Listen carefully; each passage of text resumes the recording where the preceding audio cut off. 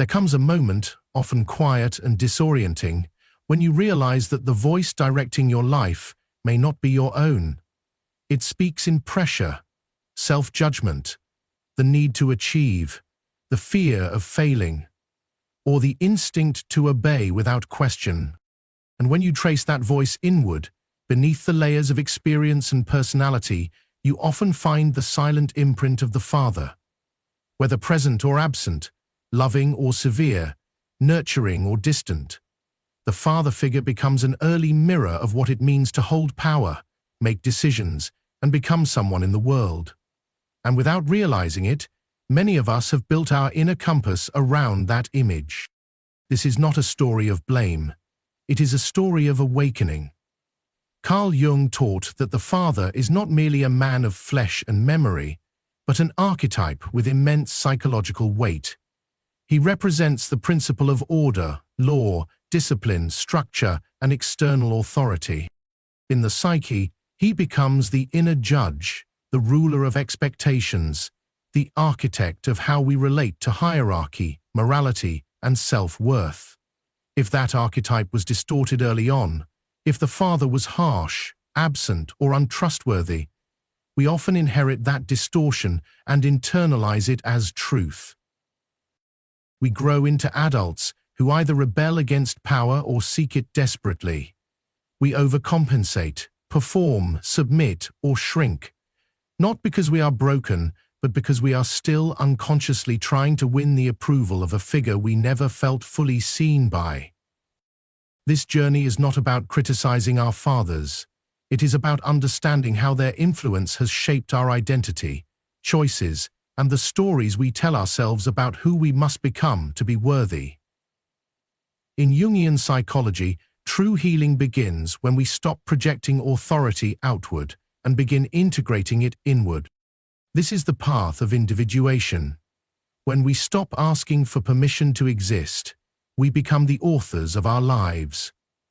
In the following sections, we will explore how the father archetype lives in us, and how reclaiming our relationship with it can become a profound act of liberation. In the unconscious depths, the father lives, not just as a memory, but as a symbol. Carl Jung understood that beyond the physical presence of the man we called father, there exists a universal psychic pattern, the father archetype. This archetype is ancient. It does not speak through words, but through inner laws, hidden rules, invisible expectations. The voice tells you who you can be, how far you can go, and what must be done to earn respect, value, or belonging. Whether our father was kind or cruel, present or absent, his psychological imprint becomes the scaffolding upon which we build our internal structure. The father archetype holds the energy of order and law, not just externally in society, but internally within the soul. He governs the realm of discipline, boundaries, willpower, and our relationship to authority, both the authority we meet in the world and the one we carry within. When the father is present in his fullness, whether in waking life or symbolic form, he offers us a sense of grounded direction. His energy says, "This is the path. Walk it with honor." He gives us a mirror of personal power and a framework of moral strength. But when that energy is distorted, missing, or misused, we are left without a clear compass. We may move through life driven by confusion, fear, rebellion, or a longing we cannot name. Many people do not realize that their anxiety around failure, their compulsive need for success, or their fear of authority is not simply a personality trait. It is often a wound in their relationship with the father archetype. If your father withheld approval, you may still be chasing it in every job, every relationship, every achievement. If he was overly critical, you may have internalized his voice as your inner judge, constantly whispering that you are not enough. If he was emotionally absent, you may seek guidance from others, but distrust your ability to decide for yourself. This is the father wound, not just the man's pain, but the disorder of the archetype within. Jung believed that until we become conscious of these inherited psychic patterns, we are destined to act them out. We either live as if we are constantly being watched, always judged, always needing to prove ourselves, or we swing to the other extreme, resisting all forms of structure, sabotaging responsibility, running from the authority we once feared. In both cases, we are not free. We still respond to the Father's shadow, not living from our center. But the gift of Jung's psychology is this: it invites us to bring light into these hidden inner realms, to look at the Father not with blame, but with depth, to see how his strengths became our foundation and how his limitations became our burdens. It is only when we name what we inherited unconsciously that we begin to reclaim our power consciously. Whether your father was a guide or a ghost, his archetype lives within you. It shapes how you speak to yourself, pursue your goals, and navigate conflict, success, and failure. To understand the father archetype, one must begin the process of self-definition, not in opposition to him, but in dialogue with what he represents. You do not have to erase your past to find your future. You have to learn how to see it. And in doing so, you restore something sacred within yourself, a sense of rightful authority, not rooted in fear or force, but in the integrity of your becoming. Some inherit fortunes, others inherit silence, but we all inherit the Father's voice in one form or another. It is not always spoken aloud, but inscribed within us, like invisible commandments, etched into the walls of the psyche. As children, we do not analyze, we absorb. We watch how he moves through the world. We feel his moods, his disappointments, his praise, or the haunting absence of it. Over time, this emotional code becomes an inner law, a silent, inherited expectation of what it takes to be worthy, accepted, and seen. If you grew up with a father whose love had to be earned through performance, you may still feel a compulsive need to achieve, not for joy, but for validation. If your father was hard to impress, you might carry an internal pressure that no success ever seems to satisfy. And if he was emotionally distant, you may have learned to repress your emotions, unconsciously believing that vulnerability has no place in a world shaped by stoicism and strength. These early dynamics do not stay in the past. They take root and quietly script the way we live, the way we relate, the way we feel about ourselves when no one is watching. Carl Jung spoke often of the complex, the emotionally charged cluster of memories, patterns, and associations that operate autonomously within the psyche. For many, the father complex is the most deeply embedded. It whispers that you must be perfect to be loved, that failure makes you unworthy, that strength means never asking for help. And even when we rebel against these internalized rules, the rebellion itself often reveals how tightly they still grip us. We either become the ideal son, forever striving to be enough, or we swing into avoidance, sabotaging our growth, subconsciously trying to escape the father's gaze. What makes these expectations so powerful is their invisibility. They do not demand loudly. They suggest quietly. They manifest in how you tense up around authority figures, overextend yourself at work, the guilt you feel for resting, or the fear you carry when speaking your truth. You may say, "This is just how I am," but in truth, much of this identity was shaped not by conscious choice, but by adaptation to the father's emotional landscape. And it is not only the critical father who leaves a mark.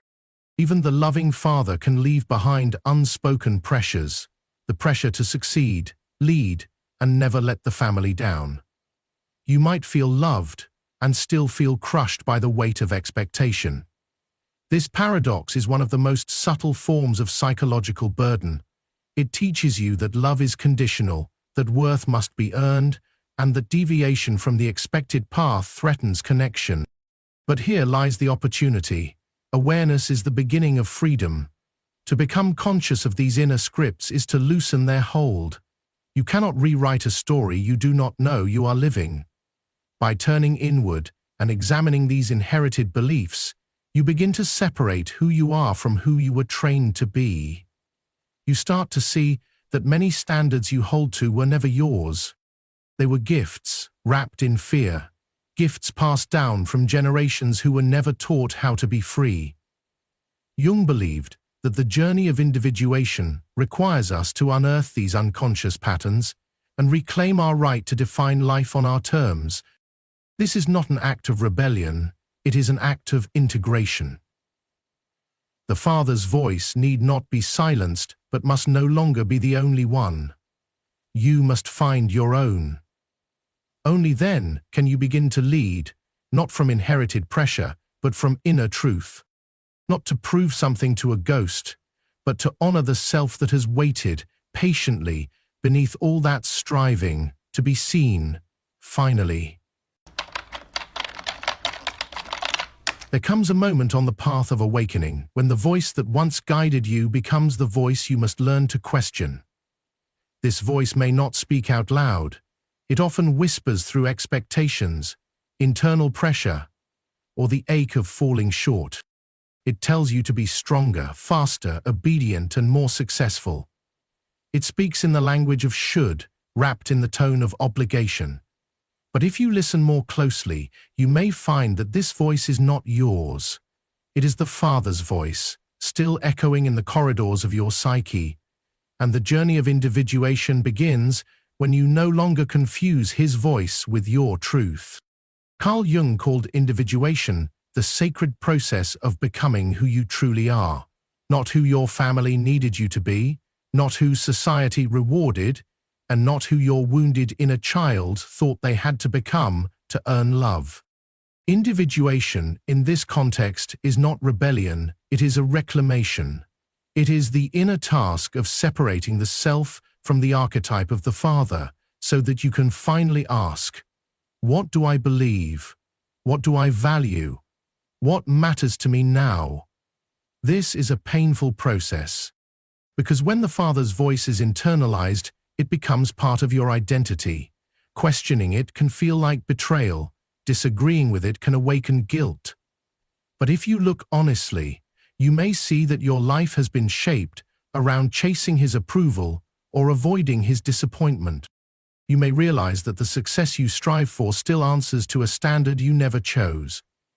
You may notice that your anger or anxiety spikes not in response to reality, but to an invisible standard you feel compelled to meet. To individuate is not to reject the Father, it is to take back the authority you unknowingly gave him. It is to become the author of your own beliefs. When you begin to see him not as a towering judge, but as a man shaped by his wounds, limitations, and inherited burdens, compassion enters for him and you. You no longer need to fight him. You no longer need to live through him. You begin to see that maturity is not obedience, but sovereignty. Sovereignty does not scream. It does not prove. It does not chase validation. It walks with quiet confidence, knowing that values chosen freely are more potent than rules followed unthinkingly. True sovereignty emerges when you are no longer afraid to disappoint expectations that never belonged to your soul in the first place. It is when your choices arise not from fear but from alignment, not from shame but from self-respect. Jung believed that each of us carries our parents' light and shadow within. When we unthinkingly identify with one, we are ruled by it. When we reject it, we remain entangled in opposition. But when we integrate it, when we look at the Father's image inside us and say, I see you, and now I choose for myself, we step out of the inherited narrative and into our own story. Individuation is not about severing ties. It is about dissolving unconscious bondage. It is the shift from performing for a Father-shaped audience in your mind to speaking directly from your soul. This path is not easy, but it is necessary. We cannot fully hear ourselves until we disentangle from the Father's projected voice. And until we claim our inner compass, we will remain travelers on someone else's map, destined to feel lost, even when surrounded by signs of success. Now more than ever, the world needs individuals, not replicas of their parents, not actors in a script written long ago, but people who live from truth.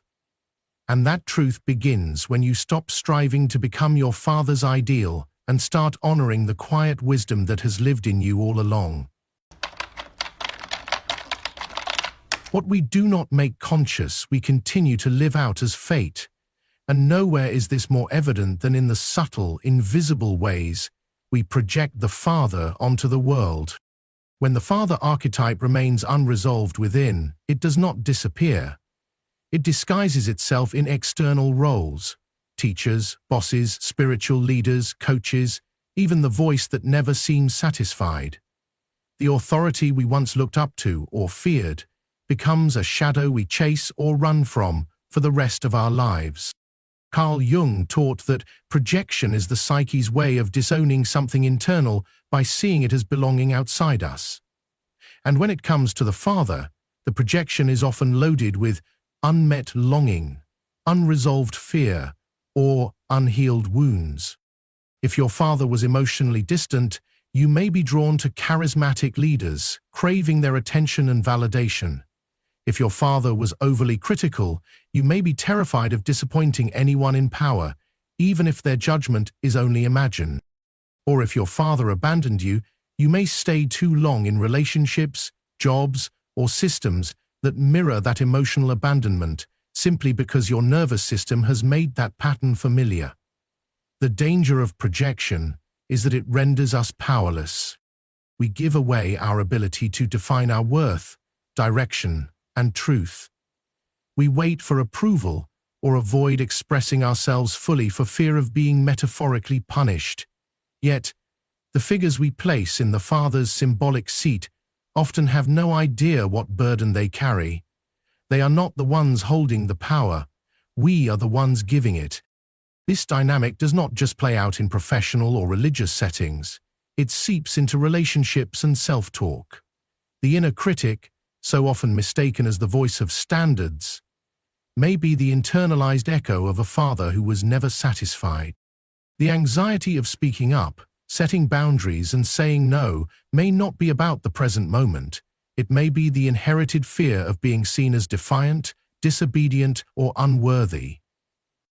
Healing begins the moment we notice this pattern with compassion rather than shame. It starts when we pause and ask, whose approval am I still chasing? Whose judgment am I still afraid of? Whose voice am I mistaken for my own? To retrieve the power we have projected is not an act of rebellion, it is an act of integration. It is realizing that the father figure we continue to see in the world symbolizes an authority we must now cultivate within. The boss no longer becomes the arbiter of our value.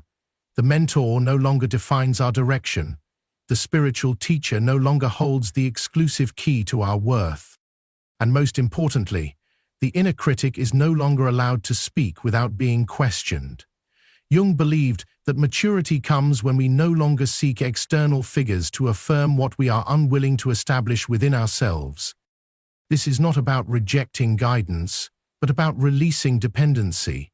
It is about learning to become the stable presence we once sought. The father you are still projecting outward reflects the part of you ready to stand upright on your psychic ground.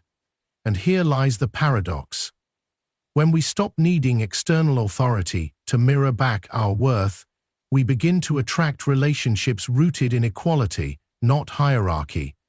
We no longer fear authority, nor do we idolize it. We met it, we respect it, and we recognize it in ourselves. This is what it means to become psychologically sovereign. It is not about replacing the father with another figure. It dissolves the illusion that anyone else holds the key to your approval, direction, or truth. The father may have shaped your early perception of authority, but only you can decide who you become in its wake. And when that decision is made from awareness, not reaction, you are no longer ruled by projection. You become the author of your life, not the echo of someone else's voice. True healing does not happen in the abstract. It is not found only in the pages of a book or the revelations of a late-night conversation. Healing the father wound begins when the intellect steps back and the body starts to speak. When we stop discussing what authority means and begin to embody it. When the words integrity, responsibility, and leadership stop being ideals we admire in others and start becoming postures we stand in, choices we commit to, and energies we emanate from the core. Carl Jung taught that transformation is not merely a thought shift, but a deep movement of the psyche toward wholeness. And that wholeness is incomplete until we take what we know and live it. The father archetype, once understood, must not remain a concept, it must be incarnated. And that incarnation begins when we choose to stand in our truth, not to dominate, not to prove, but to live in alignment with what we know to be real within us. For many, this is the most difficult threshold. Stepping into embodied authority means standing without the need to please, and it means setting boundaries not to punish others, but to protect the sacred space of the self. It means no longer justifying your decisions through someone else's lens, and above all, it means recognizing that no one is coming to tell you what to do next. You are no longer the child waiting for instruction. You are the adult forging the path. This is where conscious leadership begins, not in grand gestures, but in everyday decisions. In the way you speak to yourself when you fail, in the way you hold your ground when others disapprove. In this way, you no longer need to perform to be seen or sacrifice your truth to be accepted. Embodied leadership is not about managing others.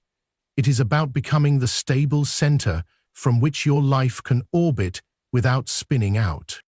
The healed father energy within does not shout, it listens. It does not control, it directs.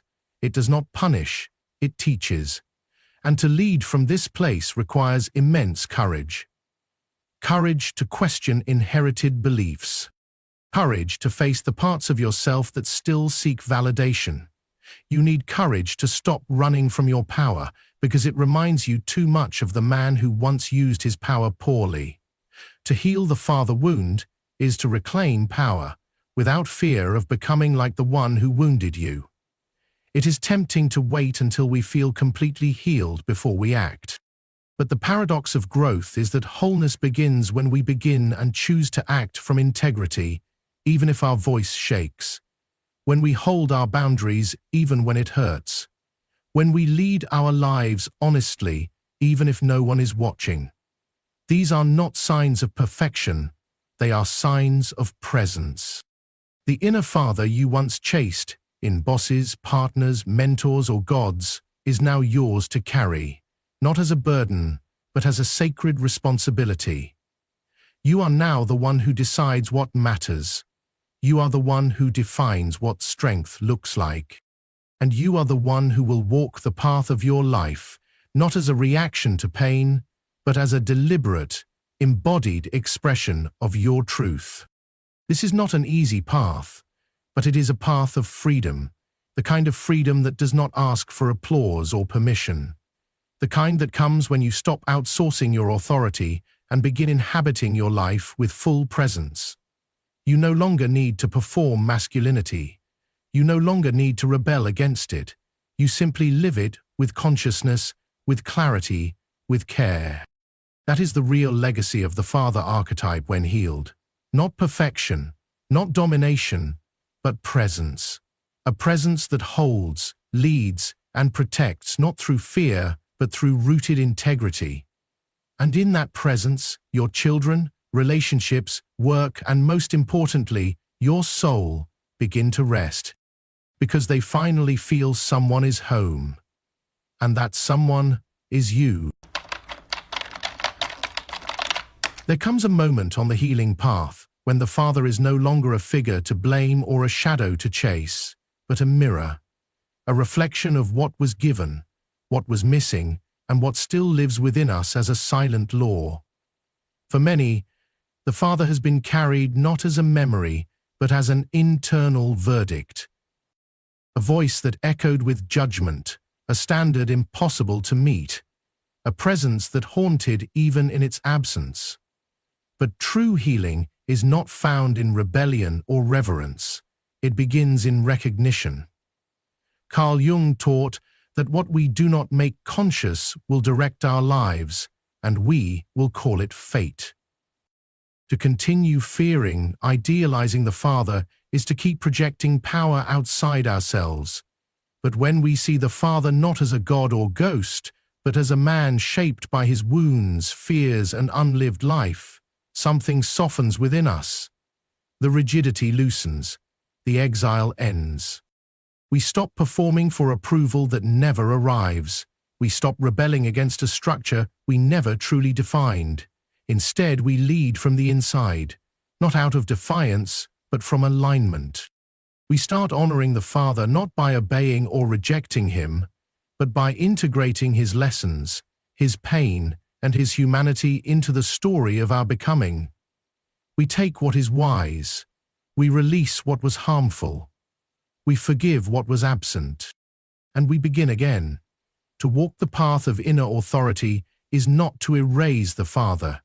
It is to transform the way his voice lives in us, from a command to a compass, from an echo of fear to a ground of strength. Doing so breaks generational silence, judgment, and shame patterns. We reclaim the power to define who we are, what we value, and how we lead. This is the quiet revolution, the one that happens not in confrontation, but in integration, not in proving anything to him, but in remembering everything within us. When we stop needing the Father to be something he was not, we become what we always seek, whole, rooted, and self-led. And from that place, the next generation inherits not a wound, but a new way of being. One where presence replaces pressure, where truth replaces fear, and where the authority we carry is no longer borrowed, but born. If this message stirred something inside you, don't stop here. The next video will take you even deeper into the journey of healing, growth, and self-discovery. It might just be the breakthrough your soul has been waiting for. Tap into it now. Hit subscribe, turn on notifications, and join a community committed to truth, transformation, and real inner change. You're not alone on this path. I'll meet you in the next video, where we continue becoming who we were always meant to be.